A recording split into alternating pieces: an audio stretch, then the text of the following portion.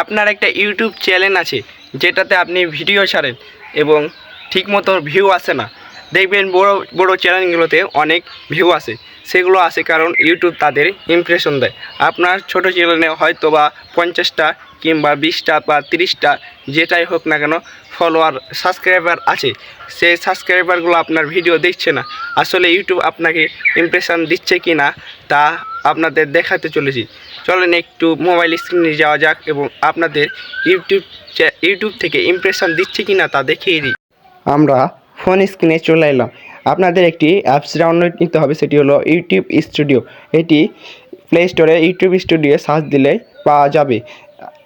আশা করি সামান্য এই জ্ঞানটুকু আপনাদের আছে। তো চলেন অ্যাপসটিতে প্রবেশ করা যায়। এখানে একটু লোডিং নেবেন, সামান্য কিছু লোডিং। দেখতে পাচ্ছেন এখানে আমার 45টা সাবস্ক্রাইবার আছে। এই চ্যানেলটা একটু খুব ছোট, আমি এটা সাধারণত ভিডিও আপলোড করি না। প্রথমে আমরা অ্যানালিটিক্স অপশানটিতে চলে আসব।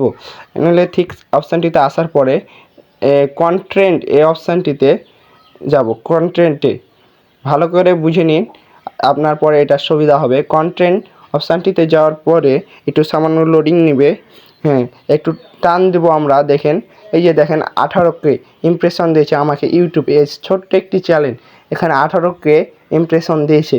দেখেন আমরা অন্য ভিডিওগুলো দেখে নিতে পারেন। এই যে 7K, 5K, 2K, 1K এই ছোট্ট একটি চ্যানেলে এত ইমপ্রেশন দিয়েছে ইউটিউব। দেখতেই পাচ্ছি এটা অনেক ভালো বিষয়। ইউটিউব কিন্তু ছোট কিংবা বড় চ্যানেল দেখে না, সব চ্যানেলে ইমপ্রেশন দেয়।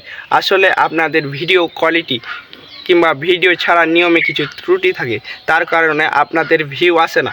এবং ইউটিউবে যদি আপনারা সফলতা পেতে চান, রেগুলার ভিডিও পোস্ট দিতে হবে এবং ভিডিও দিতে হবে। তাই ইউটিউব চ্যানেলটি ছেড়ে যাবেন না, রেগুলার ভিডিও দিতে থাকেন। একদিন দেখবেন ঠিক সফলতা পাবেন ইনশাল্লাহ।